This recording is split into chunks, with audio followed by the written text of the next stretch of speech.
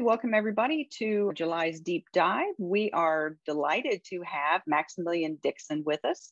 He is the Hazards and Outreach Program Supervisor for the Washington Emergency Management Division.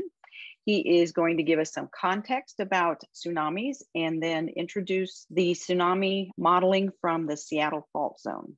So take it away, Maximilian. All right, thank you, Ann. All right, so welcome everyone. Good evening, I'm happy to be here.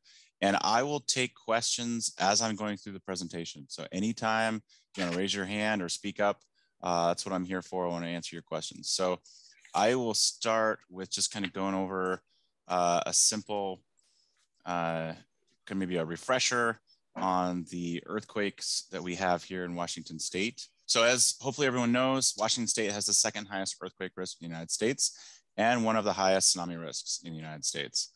And we have three different types of faults here in Washington State. We've got the deep, what we call Benioff zone fault, and that's your Nisqually type earthquake we had in, not into recent future, 20 years ago or so.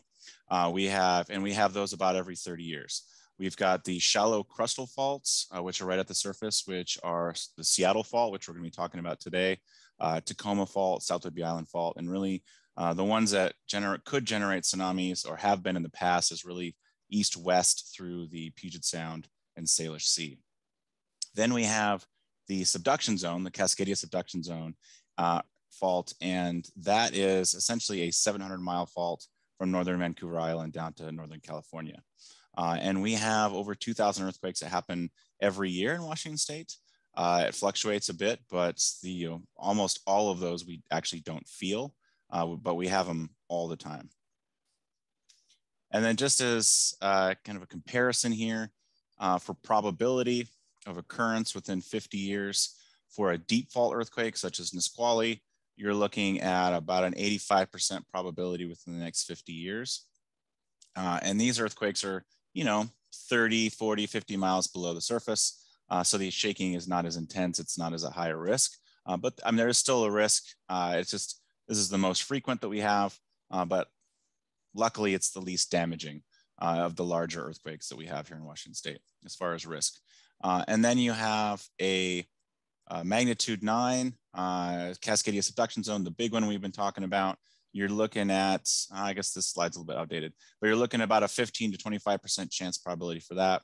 And then for a magnitude 8 on a Cascadia subduction zone earthquake, you're looking at, close to maybe a 40% chance in the next 50 years. And then for a Seattle fault, the one we're going to talk about and answer questions on that we just got released on the 7th, you're looking at about a 5 to 7% chance for that magnitude 7 plus that could cause a tsunami. And that did 1,100 years ago. So very low probability on that one. Maximilian, can you go back to that slide a second and just describe what I'm looking at? The big red circle is sure.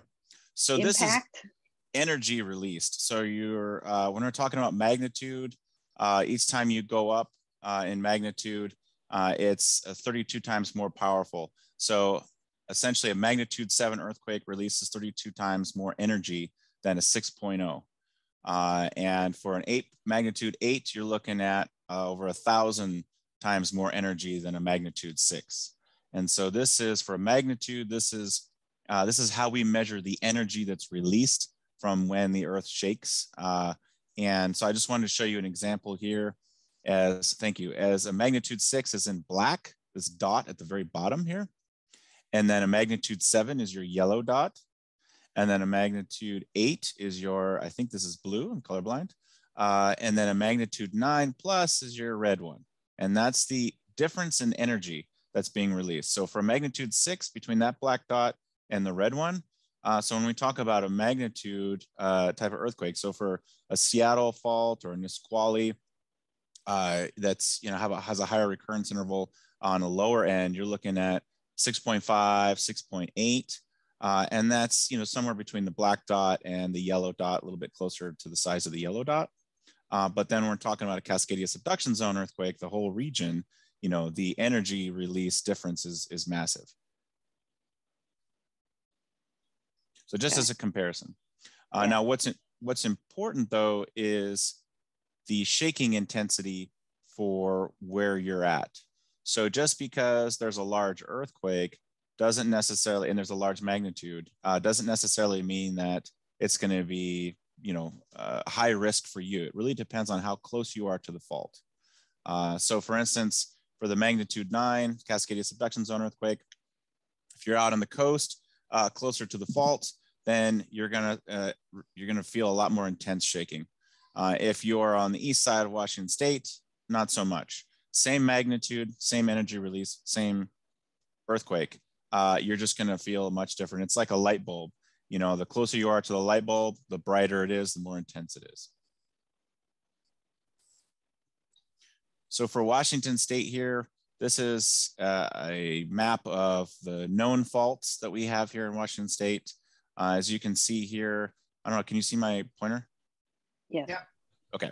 So here you've got the Seattle fault. Change. Your slide didn't change. You're still looking at the red dot. Oh, really? Mine changed. Mine changed. There it is. Okay, little delay. Yay, internet. All right. So for the Seattle fault, we're looking here, you got Seattle, the dot here. And then you have the fault that runs east-west, Bremerton out to close to Issaquah. And that's the Seattle fault. That's a study that was just released on the 7th. And, as far as the updated tsunami modeling. And so that's the fault that, we will be discussing a bit on the impacts for that. And then you can see there's a whole bunch of other faults. There's an Olympia fault, a Tacoma fault, South Whidbey Island fault that's very long. And then you've got a Devil's Mountain fault up north.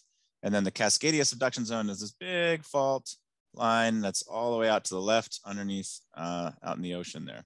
And then of course we have tons of faults here in central Washington and some in eastern and southern. So we truly have faults in most places in Washington. And these are the ones that we've discovered so far. We're still discovering more.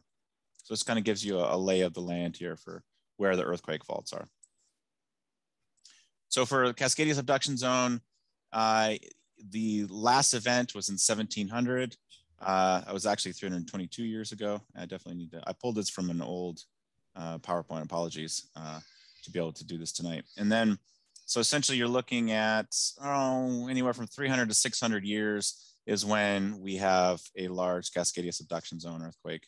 And so I think it's 15 to 25%. It's gone up a little bit based on some new studies, probability in the next 50 years. And then you're looking potentially shaking 3 to 6 minutes, which is going to seem like a very long time because Nisqually earthquake shook for 45 seconds. So as a comparison, and that seemed, I remember I was here, seemed like a long time. And, you're going to have a massive tsunami that's going to be generated from that type of event, as well as many, many aftershocks for up to a decade or more after. I mean, Christchurch in New Zealand is still having aftershocks. In Alaska in 2018-19, they're still having aftershocks as well. Now for a deep fault example, earthquake, Nisqually 2001. Again, this was a 6.8. This was pretty close to Olympia, but it was 31 miles below the surface. That was way down deep. So if you think about that light bulb scenario, the deeper the fault is, the further away you are, right? So it can be at the surface and you happen to be further away, or it can be deep down and you're at the surface of the earth and it's further away. So either way, that's why you have less shaking intensity for a deep fault earthquake. But again, this is our most likely, and it happens most frequently about every 30 to 50 years. And then for the shallow crustal fault, again, the Seattle earthquake here, you've got anywhere from a 7.0 to a 7.5. We're not really sure. We don't have enough data to really pinpoint the magnitude, but it's a really, really intense, strong shaking earthquake. The last one happened 1,100 years ago. And that lifted up Alki like 14 feet. I think it's Deception Point over in Bainbridge Island. It lifted it like 23 feet, I think. So you have this sudden uplift of land. And then you've got, that's basically South Seattle all the way across Puget Sound. And then you've got subsidence or a drop in land that's north Seattle. So there's the line that cuts right through. So if you can see, here's the fault here. That's kind of the fault area. So basically north, like towards Elliott Bay and north Puget Sound, that drops a few feet or dropped a few feet, the whole land. And then the land south of that rose, you know, from 6 to 20 feet. And that's why you had this big tsunami that's generated, or is a possibility of being generated for the next event, you know, hitting Seattle, you know, 20 to 40 feet high. And so that's why. It's because it's a thrust fault where you've got land, that the land is pushing together, and it essentially pushes together, and one goes down and one pops up. So you've got sudden uplift on one side, sudden drop on the other side. And that's what's happening. And since it's at the surface of the earth, that's why you have the potential for a tsunami, because it's lifting Puget Sound suddenly. And it's like a bathtub. So if you lift a bathtub, then you all lots of water sloshing, and you've got the tsunami that's generated. And actually, I'll go through here. It's an old study. Okay, so for the Tacoma fault, you know, same kind of thing. Crustal fault, you know, we don't know if this can cause a tsunami, but there's just this kind of highlight. There's a whole bunch of these across Puget Sound. But I think I will end this sharing in the slide here. And this one, oops. No, I don't want to cover these ones. Okay. So now, is everyone familiar with what was released for the Seattle fault? Yeah. Okay. It, but you know, can't hurt to teach. Okay. So essentially what we're looking at is waves hitting Seattle, Bainbridge Island, Bremerton, and essentially that entire area, you know, Elliott Bay, downtown Seattle, Harbor Island, a little bit south of Seattle, a little north of Seattle, and again, Bremerton, Bainbridge Island. Within about three minutes or so, you're going to have that first wave that's going to hit shore. And that's not a lot of time. And the wave height varies. So in parts of Seattle, it's anywhere from, you know, 20 to 40 feet. So at the wheel, it's, you know, modeled for around 42 feet. And it washes across Harbor Island. It goes deep into the Elliott Bay Marina, further in between Magnolia and Queen Anne. It also goes into downtown Seattle, the waterfront, SoDo, the stadiums, and yeah, and then it goes all the way down to Tacoma. So it hits, there's a small wave that hits the port of Tacoma within about 3 to 5 minutes, and then a larger wave that it kind of builds up that will hit the port of Tacoma within about 15 minutes. And essentially the wave and series of waves will ripple out up north and south through Puget Sound, and it will hit the entire Puget Sound and Salish Sea.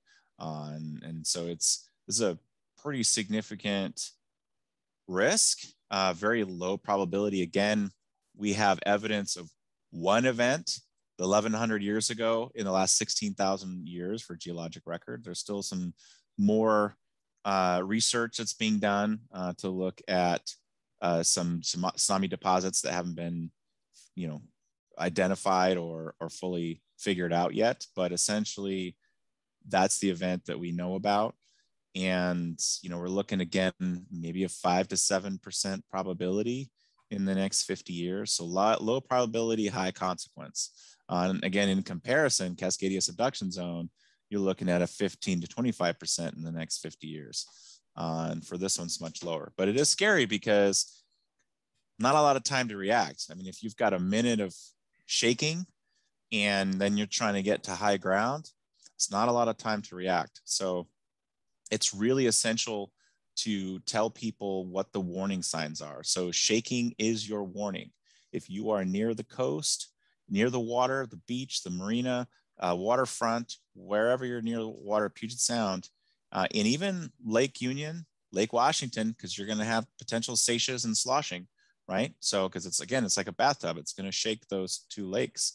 And so if you're near the water, you need to get to high ground as quickly as possible. Now, the thing that part of the protective action messaging that we provide folks, especially for Cascadia subduction zone, is when you have a little bit more time to get high ground. Well, luckily around Puget Sound, there's high ground real close by, not so much on the west and on the outer coast. But we tell people, please drop cover and hold on. So first, so you don't break your leg, hit your head, so you can actually get to high ground. But if you're in Puget Sound, I mean, we still recommend drop cover and hold on. However, we emphasize as much as possible, get to as high a ground and inland as quickly as possible, because you don't have a lot of time, potentially, if this is a Seattle fault. Now, you won't know if it's a Seattle fault. You won't know if it's Tacoma fault, South Whidbey Island, or Seattle, or Cascadia subduction zone, at least within the first minute or two. If the shaking continues on 3 minutes, 4 minutes, or whatever, then yeah, it's the Cascadia subduction zone. But very few people are going to have the wherewithal to, start their cell phone timer and be like, okay, let's see, right? They're going to be, oh no, I need to drop cover and hold on, I need to protect myself. I need to go away from things that are going to fall on me, and I need to get to high ground. So it's going to be really hard to tell. So that's why we tell people the natural warning sign: you're near the water, you feel shaking, you're on the water, you feel shaking, then you need to either get to high ground if you're on land, or if you're on your boat, you get off your dock, get onto the dock and get up to high ground. Or if you're out in the water, then try to face your vessel into the wave. If you see the wave coming, face your vessel into the wave. And then there will be a series of waves. So you'll have to churn your vessel back and forth to try to aim it to get through the wave. But the deeper you are out in water, the more likely you're going to be okay, as long as you're staying away from other boats and debris, because the wave is a lot smaller the deeper you are out in water. And also the currents aren't as strong. So that's another thing, is from the modeling here, looking around Alki and a couple other spots, up to 25 knots current speeds. That is really high. I mean, that's fast moving water. Now, luckily, that's just a few spots, but unfortunately, that happens to be right the area right around the fault. And so that's going to be pretty dangerous for boaters as well. But yeah, so that's kind of a rundown. Now, what questions do folks have? I had a question about why this study came out now. Is this new information? Is it? Yeah. Yeah, good question. So we've had a series of tsunami modeling studies that have been done on Seattle fault, but the two big updates here, actually three, I should say. One is we have better digital elevation modeling, which is essentially your topography and your bathymetry. Your bathymetry is below water, topography is above water. And so you have a much better map of the land. And that's how you can model. The better you have as far as mapping the land and where the contours are, then the better you can model the tsunami to see, because if you've got different, if you've got, say, narrower land, or if you've got a better read on, finer resolution on topography, you can better figure out how high the waves potentially could be in different spots. So the data for that digital elevation modeling is much better now. So we have a much more accurate modeling, and the modeling has improved. So our understanding of tsunami generation and how the waves are generated and how they react. So we have a much better understanding and much better modeling. So that's improved. So those two things, plus we now have from this study simulations, we've got really good inundation maps, we have current velocity maps. So we have much better materials to be able to provide to the public to educate folks on decision-making and what the hazard and the risk are. So those are the three, and they just completed this updated study.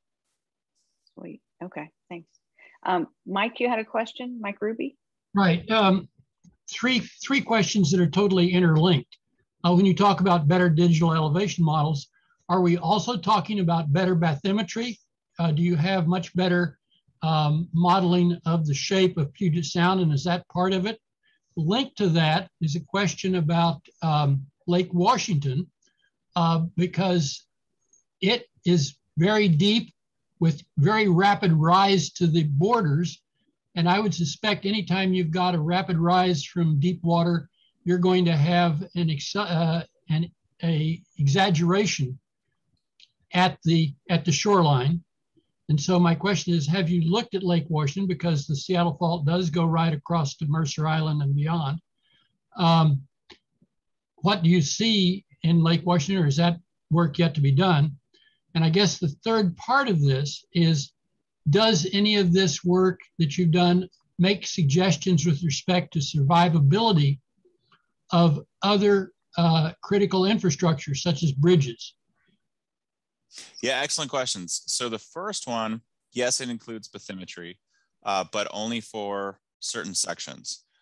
So, because to update digital elevation modeling, it's quite an effort. So, but we got enough of it that this made a significant improvement of our understanding. So yes. Your second question, the modeling does not extend to Lake Washington or Lake Union. So that's yet to be done. So that'll be sometime at a future date.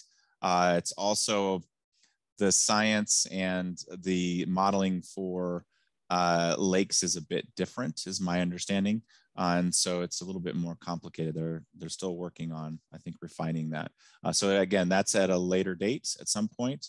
And then for understanding the risk and for making decisions on infrastructure mitigation and hardening. Yeah, I mean,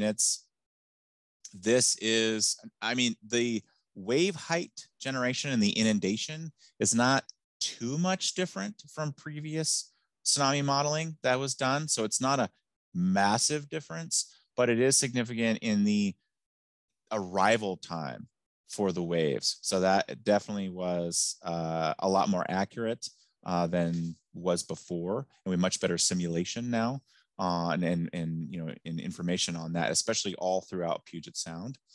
So that was definitely something that caught our attention. But as far as mitigating and hardening infrastructure, those discussions are ongoing, and there's a lot of work that needs to be done on assessing the ports and waterfront and critical infrastructure that's within the inundation zone. So there's a lot of work that needs to be done. It's in progress, and it's going to take a long time to figure that out. Does that answer your questions? Yes, I think maybe one thing I was really kind of concerned about is the West Seattle Bridge. It's sort of right there in the critical zone. And we're talking about putting a light rail system right across there too. And I'm suspecting that your work is going to change the way people look at the West Seattle Bridge and a new light rail bridge. Potentially. I'm not an engineer, structural engineer, but this study and that was released was simply for the tsunami modeling, not for shake map for seismic design. So, it'll be interesting to see what happens or what decisions are made for the West Seattle Bridge. But again, I'm not a structural engineer, so I'll have to kind of see what they come up with. Excellent, Maximilian. Hugh had his hand up. Yeah, hi. So a moment ago, you were speaking about what to do if you happen to be on your boat. And okay, I've been through a couple of earthquakes on land. Yeah, you get the shaking and you realize, okay, it's what's happening, and duck and cover and go through those. How do you know when you're on the water? Good. Yeah, good question. The warning signs for on the water, right? So one is if you happen to be looking at land and you're seeing things moving, such as telephone poles or buildings or trees or whatnot, they're moving and shaking, or you see lots of dust that's happening, with buildings and whatnot. Those are telltale signs that you're experiencing an earthquake. And then sometimes if the wave is high enough, you can see the wave coming, and it's an unusual wave that's, if you can recognize that. The other way is, say, for a Cascadia subduction zone earthquake that's generated a tsunami. And let's say you're in the Puget Sound and it takes, hour and a half to 2.5 hours to get to you. Then you're going to have hopefully alerting that's going to go over the marine radio channels from the Coast Guard to be able to, or the ports to be able to let you know that, hey, there's a tsunami on the way. Okay, great, thanks.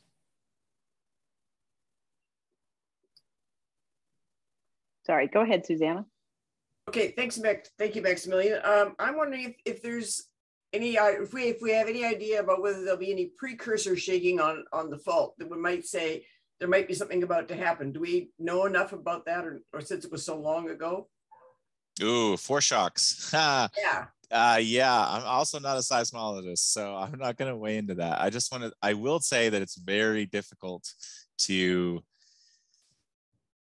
look for foreshocks to be able to kind of estimate or kind of see what's going on. And so sometimes you really don't know until after the sequence whether something's a foreshock or an aftershock.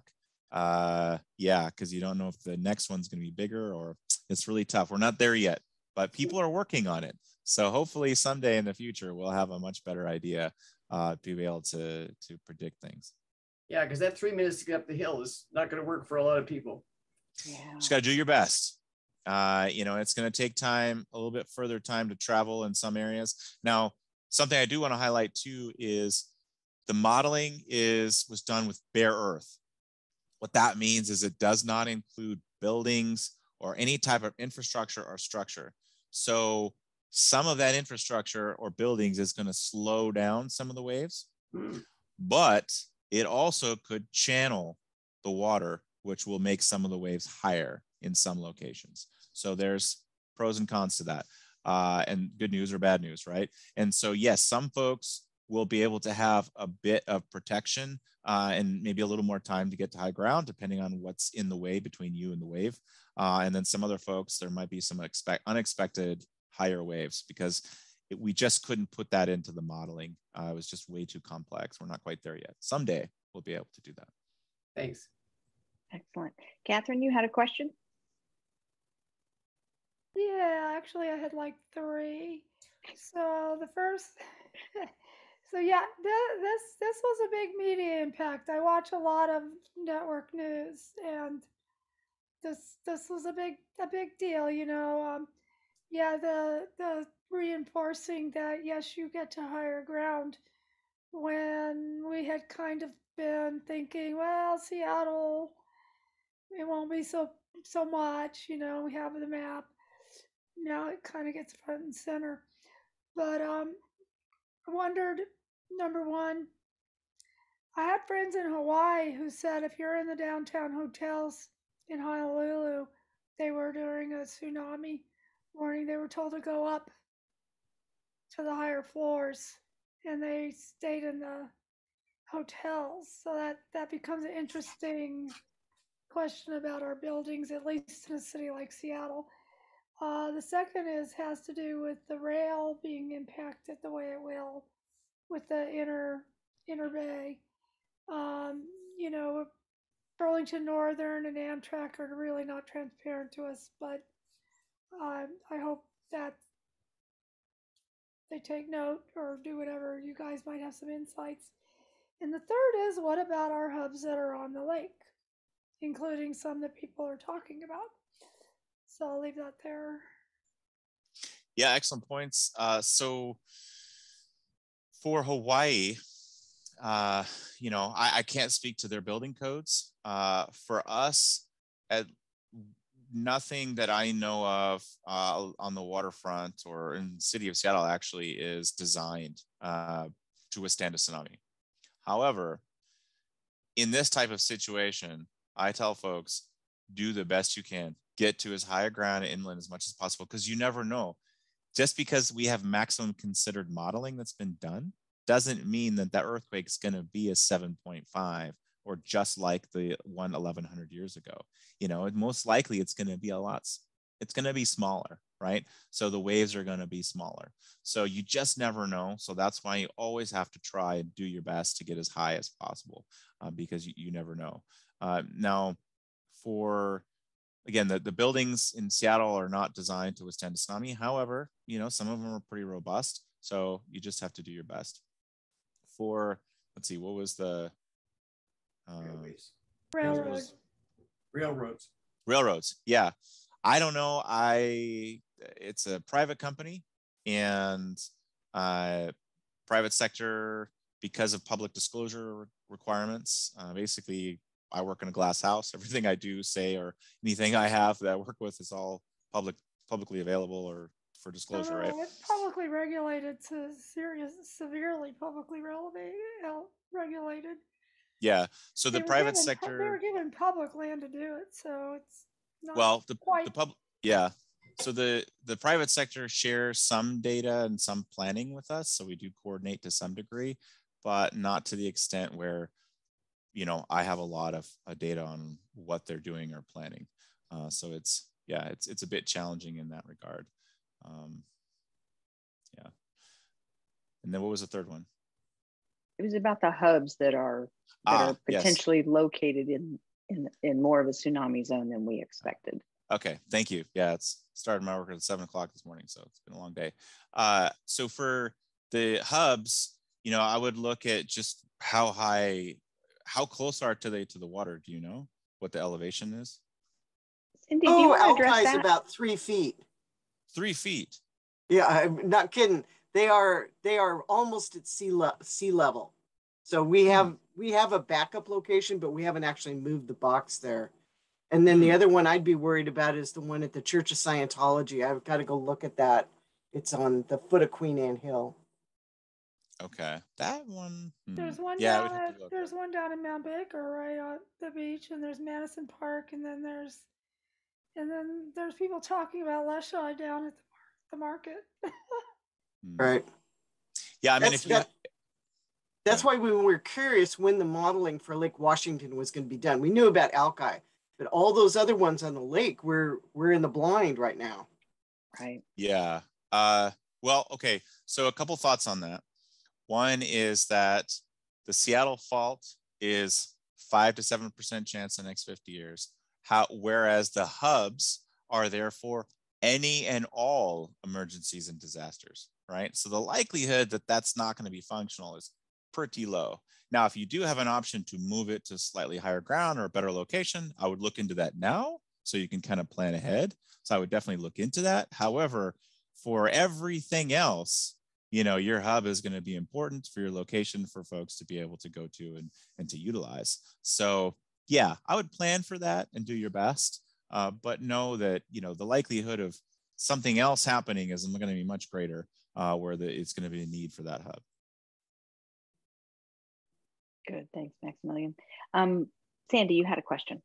Well, I had actually a couple of comments. So I really appreciate that we're talking about this. You had presented at Calm Academy a number of years ago when we started talking about tsunamis and seishes then, and most people still weren't talking about it. So I think this is really important. And the Tohoku Japanese tsunami, I think, brought it into focus for all of us to see the floating vehicles. And it's not just the wave, but it's what the wave is carrying. So I'm in my mind thinking, okay, I'm downtown at the market and this happens. Well, the market is up, but let's say I'm down at the aquarium and all of those vehicles, it's horrifying. So I'm really glad that you're talking about this. For the seiche, I'm very interested in the seiches too, because I have for many years thought that Lake Washington would be my water source in an earthquake. And maybe this was talked about on local news. I've been focused on the hearings and national news, but clearly you can't filter out gasoline. And there's going to be a lot of awful stuff that goes into Lake Union and Lake Washington. So I hope that all of that comes out as we're discussing this with people about what's safe and what isn't safe. So thank you very much for your work on all of this. It's quite enlightening and terrifying. And I guess we live in Seattle and love it because it's such a beautiful place, but it's beautiful because of the cataclysmic events that preceded us. So yes, anyway, thank you. Happy to be here. Yeah, good point on water. Definitely want to have multiple water sources, you know, in addition to the water that you can get from your pipes after you close your valve that brings water into your house. So you can use that. But yeah, absolutely. You know, it is scary. However, again, it's like your least likely scenario for any earthquake that risk that we have here in Washington State. It's the least likely. Devastating when it's going to happen, but least likely. So at least knowing that. And then getting prepared for this and helping to educate folks is going to help for any other type of tsunami, any other type of event, really. So it's, you know, just standard messaging. I would say one thing too is to emphasize, again, very low probability. Doesn't mean don't do anything, but very low probability. And just know your warning signs, get signed up for tsunami alerts, but especially earthquake, shake alert, earthquake early warning alerts on your phone for wireless emergency alert, or it's baked in right into your Android operating system if you have an Android phone, or you can download the MyShake app on the App Store. That's available as well. So I would really recommend folks doing that or talking about it, because that's going to give folks seconds of warning before the shaking happens and a little bit more warning of what's going on. And so those are excellent sources for communication alerting and being able to take action to protect themselves. So those are big ones that we can continue to push. But then it's kind of the same standard messaging for protective actions. It's just get to high ground as quickly as possible. That's the big one. But yeah, and the big messaging that I do is, yes, things are scary, but as you pointed out, you know, we live in earthquake tsunami country, but we wouldn't have these beautiful mountains. We wouldn't have the sound. We wouldn't have all the great things that we love about the Pacific Northwest without them. And it just, we live with it. It's part of reality. But the more prepared we are for ourselves and our family, our neighborhoods, you know, and you all know this is why you're volunteering, this is why you do all this great work and you do your champions, is the more prepared we are, the more likely we're going to be to survive. And we've seen that throughout disasters throughout history, is the people that are the most prepared are the ones that tend to survive. And so, you know, that's what I tell people. You know, it's a journey, and the more you can do now, the greater chances you're going to have. Thanks, Maximilian. But you Sandy, know, was that all your questions? Yes. Okay. Cindy, you got your hand up. Maximilian, mine is a direct tie off of your outreach. And so the first one is the lazy person's question, because she was on vacation and didn't bother to look at all the maps. I've seen a couple of comments, and I heard you say that the timing is what changed, not actually the map so much. Is that what I heard? Is that the earlier projections of the Seattle fault are pretty much the same, or has there been some actual, it's higher than we thought? It is higher in some areas. It's actually lower in Tacoma, in the port of Tacoma, than it was in the previous study. Well, I cover the state, so yeah. But yeah, so in some sections it's lower. That's a prime example because the modeling's improved, and that one is the digital elevation modeling was really improved. Okay. So that's why I have a better understanding. But yes, in some areas in Seattle there is some higher inundation. The biggest things is we have much higher resolution. We have much better maps and much better simulations. And so we can more accurately, it's model, right? It's right. The best we have based on the information we have in the modeling capability that we have, but it's potentially a lot more accurate on where those inundation is going to be throughout Puget Sound. And then yes, the wave arrival times. So we have wave arrival times for a lot of different areas now. So those are some of the improvements as far as our understanding with this study. So then in our outreach, you know, and usually we kind of lean towards the teachable moment. We've got this new study. We've got something people might ask us about as we continue to do outreach this summer.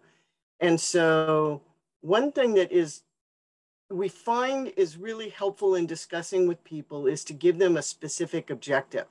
And so saying, you know, if you live anywhere and we can display the new maps within where these are going to hit, you need to find out where your 3-minute mark is, right?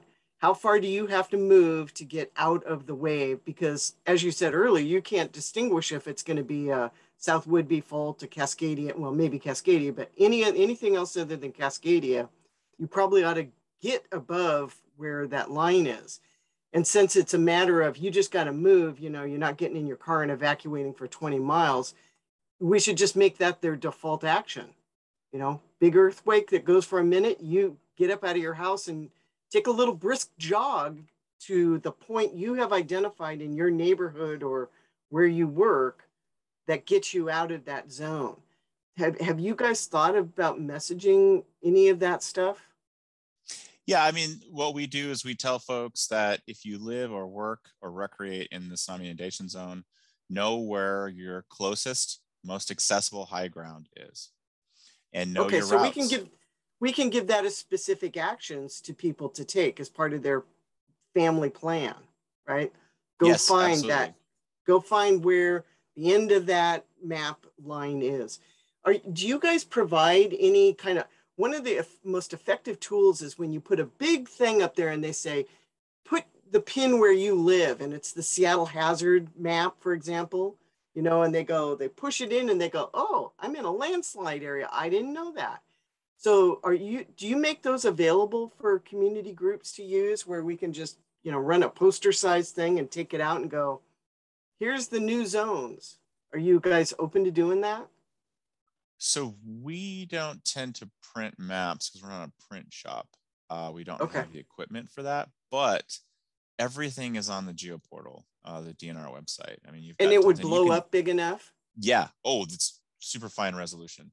And you can, oh, there you go. Thanks. And then you can cover, you can also customize and print your own maps as well with a legend.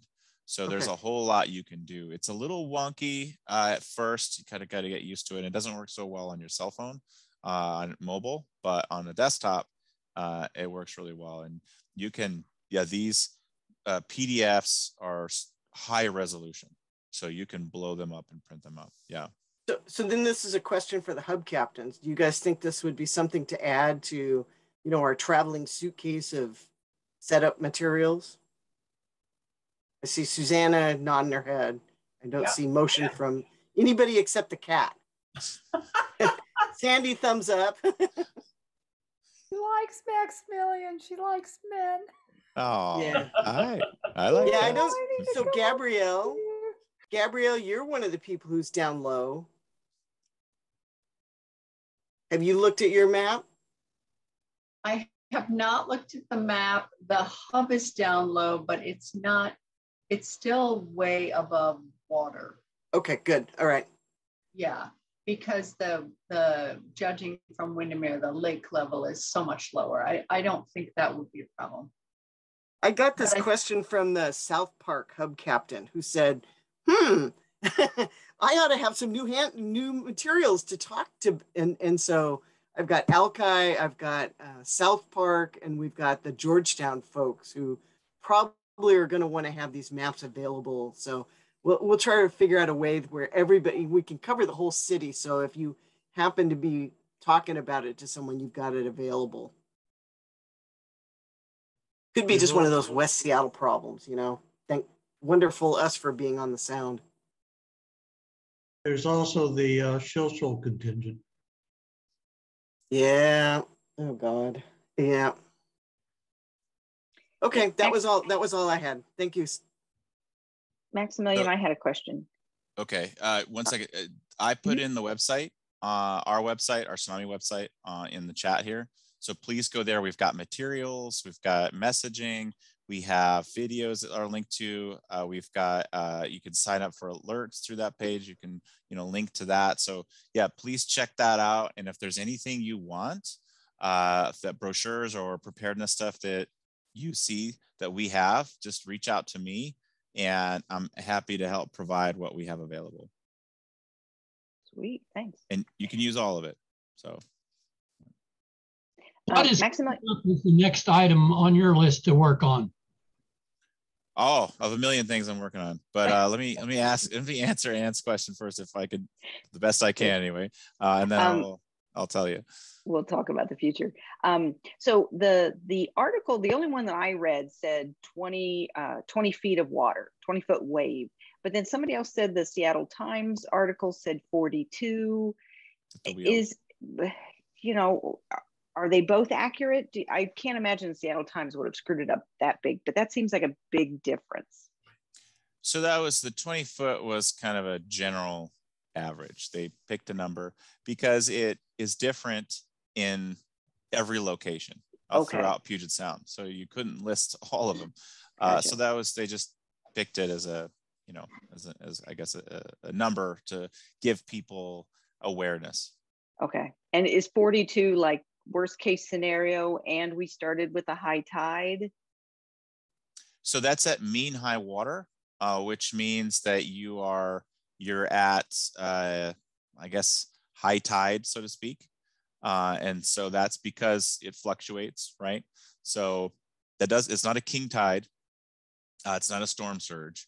It's at mean high water. And that's consistent standardized tsunami modeling for us to use that. Okay, so and then you are comparing apples to apples. Yes, yes. Okay. And we're very consistent on tsunami modeling for Washington State all across the board.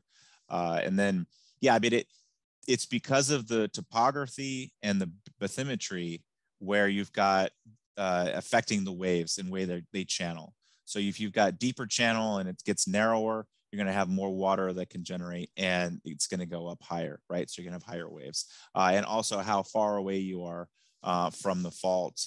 And yeah, so there's a whole bunch of different factors that go into that. And it's, you know, again, it's a model. So, and it's bare earth. It doesn't include the ports and the buildings and the infrastructure out on the water, you know, and so it's really tough. It's the best that we can provide, but it's a heck of a lot better than the previous studies. But yeah, it really just depends on where you are. The water level is you know, drastically different. Like in Tacoma, it's much lower.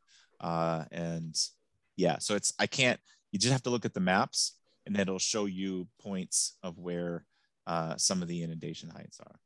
Sweet. Okay. Thanks, Maximilian. And then Sandy's got her hand raised. I just had one other comment.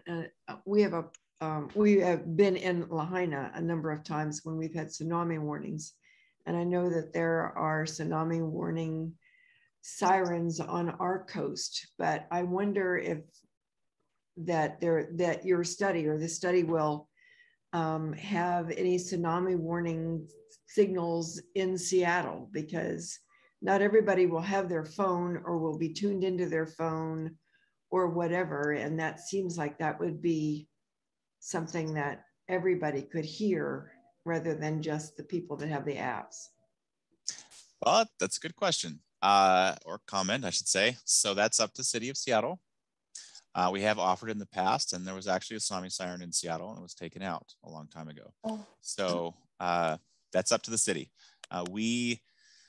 I fought hard for funding, and actually I run the program that manages and installs and updates and maintains the tsunami sirens. And I'm the lead person for a tsunami event on managing the alerting communication response for the state. And we have 120 sirens right now along the coast. And for both outer coast, the strait, and the inner coast, we have a couple more that we're going to install in a couple locations. But yeah, I mean, it's really up to the city of Seattle on whether they want to install sirens or not. It's up to the jurisdictions. Great question, Sandy. Thanks, Maximilian. Louise, you got your hand up? I know you said the studies for lakes is coming up, but do you anticipate that would be significant enough that 3 minutes should be hightailing it away from lake shores as well? Yeah, I would absolutely. If you're near water, whether it's Lake Union or Washington or Puget Sound, get to high ground, get inland. Yeah, so as quick as possible. Sounds like regardless of what the quake is, what we as consumers, so to speak, know is you have no time to know anything except to head to high ground, put on your bat wings, fuel up the jets, and head up. A little aerobic exercise. Yes. Yeah. So and get away from swimming pools. Those are very dangerous too. Yeah, it's kind of wishful thinking and maybe just fatalistic. But my hub is near a lake, and people have been asking me if that's the situation. And I know you don't have the data yet, but I was just curious if it would be significant, and you're confirming it was. So thank you so much. I appreciate it. Yeah, absolutely. Because we just don't know. And also it's important too is make sure you're not going to break your leg or really get severely injured as you're trying to move. So that's, why we recommend that folks drop cover and hold on, or at least protect themselves until they can start moving and they can, make sure they can make it, right? And that's going to be different for everyone, because some folks are going to be on firmer soils. Some folks are going to be in a liquefaction area. Some folks are going to, so it's in, some folks are going to be more mobile. It's really going to depend. That's going to be a personal decision on when to start moving to high ground and whether it's safe or not. So it's really, I can't recommend to anyone or provide, because there's so many different scenarios. But just folks, as soon as you can, safely get to high ground, then just start moving. And then I do want to make one comment, because I want to clarify. For the tsunami sirens, those are truly for a distant source tsunami, where you're not feeling the shaking, because the alerting from the sirens and what you get on your phone and whatnot is for folks that you're not feeling the shaking, because the earth shaking is your warning for a local, we call local source tsunami, Cascadia subduction zone, Seattle fault. That is your warning. Now, if you're out on a boat, obviously, you're looking for other signs, and then hopefully you will get alerted over marine radio channels or whatnot. So that's a bit of an exception. But if you're on land, the tsunami siren and alerting is not going to, it's going to be late, right? Especially for a Seattle fault. You got 3 minutes, 5 minutes. We're not going to be able to hit the button and get the alert out before the wave arrives, at least in the Seattle area close to the fault. It's just, we can't move fast enough, because the Tsunami Warning Center, National Tsunami Warning Center,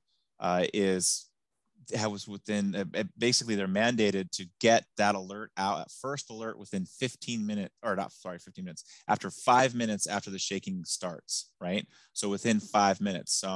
They tend to do it within about 3 or 4. They're really good. But still, if you think about it, we're not even going to receive at the state or until 3 or 4 minutes in. The wave is already arriving at the shores. So you're just not going to have enough time to alert folks. So that's why we really stress those natural warning signs, and the shaking is your warning. I just want to emphasize that. Thank you. Cindy, you had your hand up. So continuing from Louise's, we know people are going to ask this question. So telling people get to high ground, which is at over 20 feet, 20 to 30 feet, because they will ask, 30 feet's a good target. Find 30 feet around, whether you're on the shore or in the lake. And then I've lost what the other half of my question was. Oh, crap. Oh, so how long? We know that they used to say, the second wave was always the highest one, and, they go on for hours. So people are going to say, how long do I have to stay, at that high ground? Can you give us an idea of what this modeling might suggest is a safe answer? Yes. So thanks for bringing that up. So a couple of things on that. One is look at the tsunami inundation zone, and wherever high ground is outside of that tsunami inundation zone, based on the maps from the modeling, that's where you want to get to for high ground. Right. But so Louise is on a lake. Louise is on a lake, so she doesn't benefit from that. Okay. Yeah, I would say for Lake Washington, 20, 30 feet is more than enough, because you're not going to get sashing that's going to be that great. It's just, I mean, we'll know better when modeling happens, but I would say, 20, 30 feet is you're most likely to be fine. Now, as far as going back into the inundation zone because of the multiple waves. So yes, what we say is that the first wave is not necessarily the highest, because especially for a Cascadia subduction zone type earthquake, it's typically like third or fourth wave, but it really varies on the location. But so that's the message. We say, well, just because you survived the first wave, keep going, because we don't know if there's going to be a higher wave after that. So just keep going a bit and doubly make sure. Now, as far as going back in, it's going to be hours later, because it'll be pretty obvious when the waves recede, especially for a Seattle fault generated tsunami. It'll be pretty obvious. However, we really recommend folks not go back in the hazard zone, the tsunami inundation zone, until they've been given permission by local officials to say, okay, it's go back, get your stuff, check out what's going on. And it's really up to the local officials to give that messaging. Well, that ain't going to happen, because if we have a Seattle fault earthquake, all messaging is going to be down, you know, so I'm just looking for 6 hours, 8 hours, 24 hours, you know, what can we roughly tell them to be prepared for? Well, definitely 24 hours for the Seattle. Definitely 24 hours. You'll be okay, except for right on the beach, because if it's a Cascadia subduction zone, earthquake generated tsunami, then you could have riptide-like effects along the beach, Puget Sound for up to 3 days or so. So I would say definitely don't go to the water edge, to the beach itself, to the docks or whatnot. So don't do that. But if you're just coming back into the inundation zone away from the beach, then I would say, yeah, within 24 hours, you should be okay. Great, thank you. For the Puget Sound.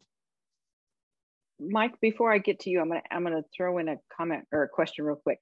Maximilian, we are dealing with tsunamis after every aftershock, right? Like every single quake, every single aftershock, there's still a risk for a tsunami. That's a good question. Okay. No. So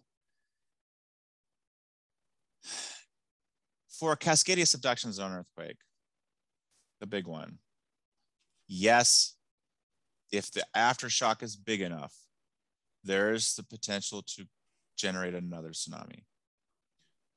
For a Seattle fault, potentially, but very, very unlikely. But not as because likely. The energy will have been released. And like I said, the earthquake that we modeled here, we've seen one event in the last 16,000 years that generated a tsunami that we know about. The likelihood of an aftershock generating a tsunami as well is very, very low. However, there is a caveat there. Landslides.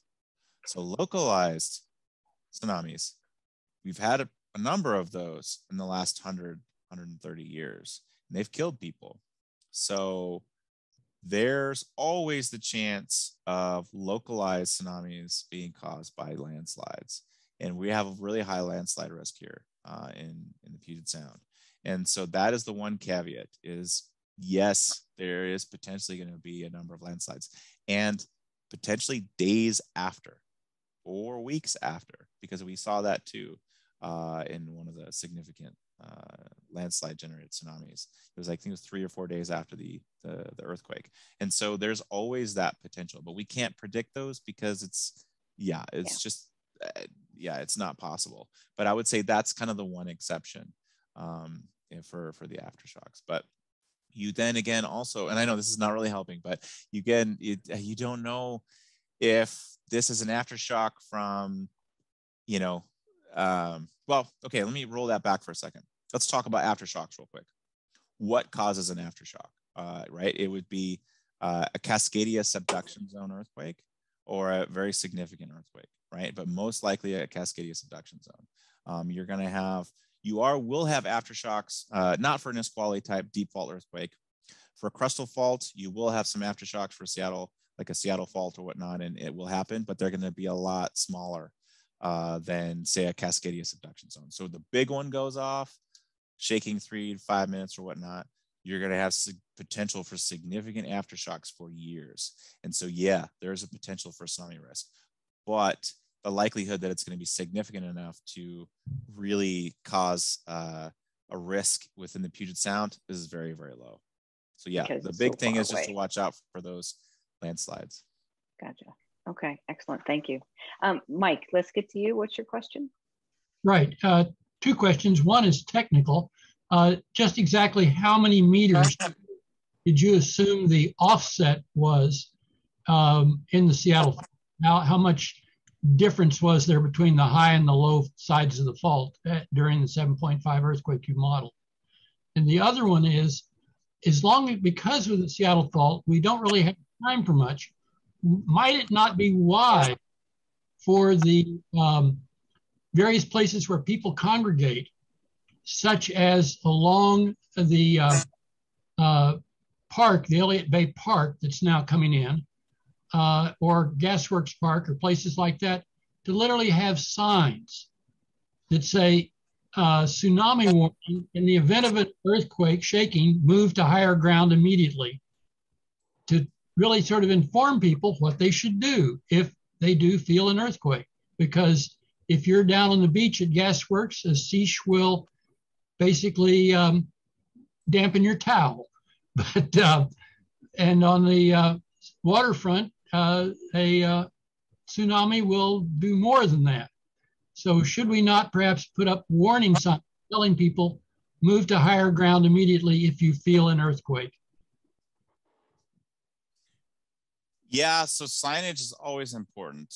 And we do a ton of effort on supporting signage and providing signage. And, you know, we're doing a series of projects, wayfinding projects to walk evacuation routes, updated evacuation routes, and figure out where there are gaps in signage and improved signage. So that's, I think there was a question earlier on what we're working on. That's one of the big ones, is walking those new pedestrian evacuation walk maps. Using those walk maps have been created, the vetted, updated evacuation routes based on the new modeling. We are then looking at where all the gaps are for signage and going to go fill all those. But signage is really important. And it's something that I definitely, you know, recommend and support at the state level. Now, where that goes and who pays for it, you know, it's a lot of details. But yeah, I think clear signage that gives clear protective action messaging and a bit of the understanding of the hazard and risk is always a good idea. And back to my first part of my question is, what did you assume between the high and the low sides of the fault at the surface at the bottom of Puget Sound? Yeah, I was trying to look for that to make sure I gave you the correct. It's in there. So it's from my recollection, the Alki. It's based off of the paleo. It's based off of the tsunami records and the deposits and the changes from the last Seattle fault from 1100. And I believe it was like 23 feet for Bainbridge Island. It was 14 feet for Alki raised. And then, and you know, less in kind of further out as you go further south. And then I think it was a subsidence of about 3 feet or so north of that in areas. But I'll have to get back to you. I have to look at the, that's my recollection, somewhere around there. Thanks, Mike. Thanks, Maximilian. Louise, you've had your hand up. I'm sorry, Maximilian, your lessons have been so clear and informative. It's been wonderful, but I'm trying to concretize this information to something practical for my hub.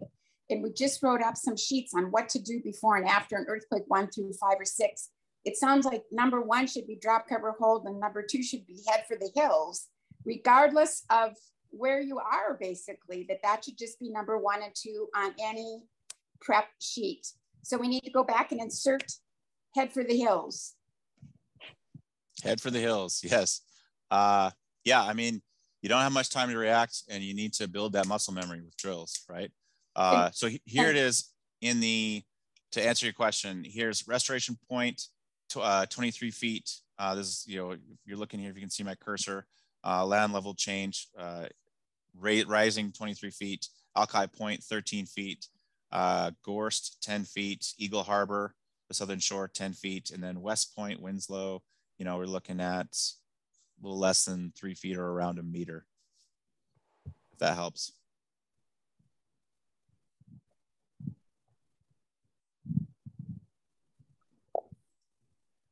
And then, yes, clear messaging, clear messaging, yeah. Simple, clear messaging. If you're near the water, drop, cover, hold on, and then start moving up. If you're even kind of near the water, because you don't know how far in a tsunami would go, and the time window is so small, you can't reflect upon a whoops.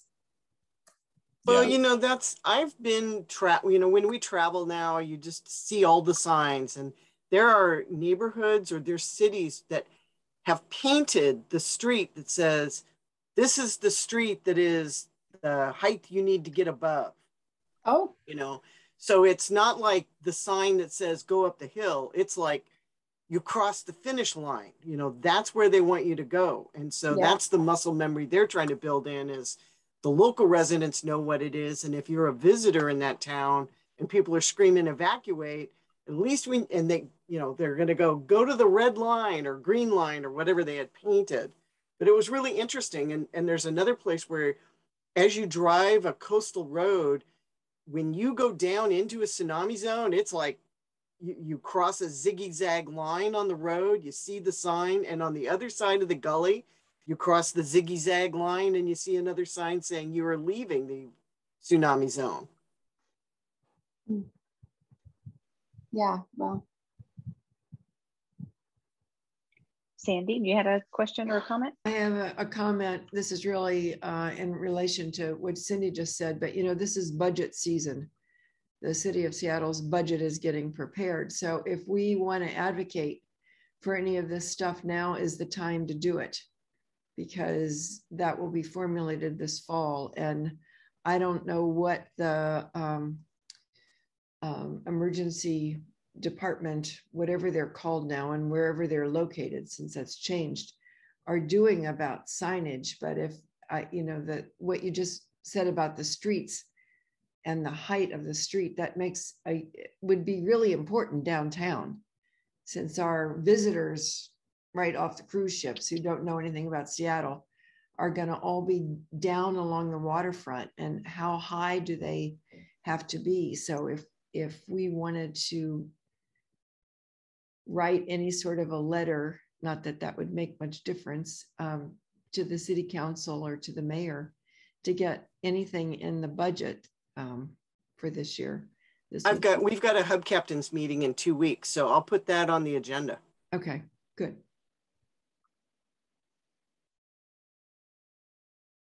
So yeah, take a look at our website, mil.wa.gov/tsunami, and see if there's any materials you want, or if you have any other questions, please reach out to me. Happy to answer them as best I can if I have answers. But yeah, it's been a long day, so I think I haven't eaten dinner yet. I'm gonna get to my kids, so I think I'm gonna end here. But again, reach out to me, and thanks so much for inviting me. This is great. I'm happy to answer questions and come out to events as I can. But yes, so thank you. Great questions, by the way. Great questions. Thank you. Good job. Thanks, Maximilian. Thanks for all your hard work. Thanks for everything you do. I really appreciate it. Stay healthy. Thank you. Love it. I don't have anything else. Who put that up? That was me. Felt like we needed a little levity. Good job, Ann.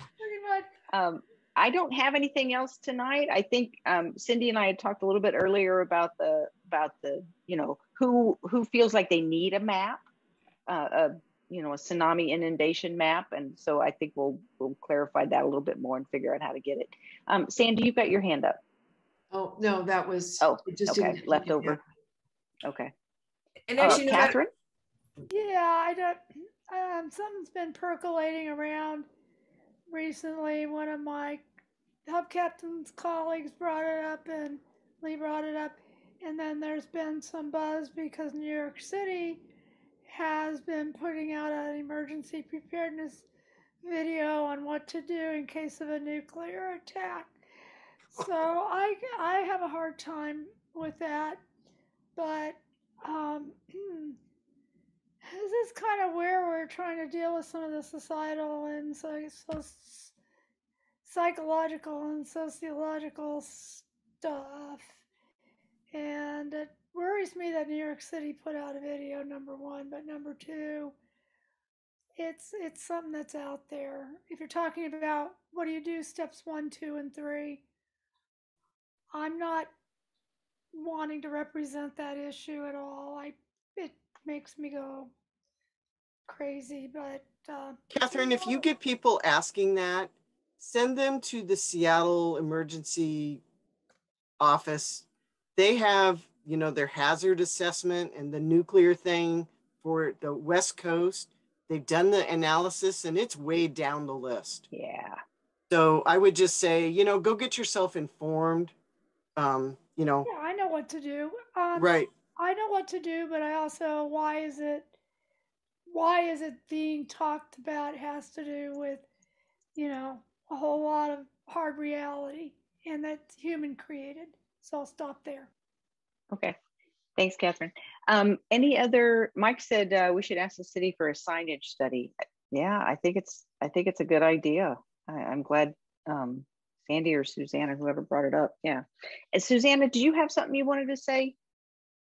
I did, but I've forgotten it. So, okay. I know. Yes, I did. Actually, what it is that we all need a map, because we'll be talking to people who could be at the waterfront, who could be at the lake, who today we're out playing at Magnuson, wherever. So I think we all need to have information so we can let people know, because we don't know where we're going to be when it happens, if it happens, right?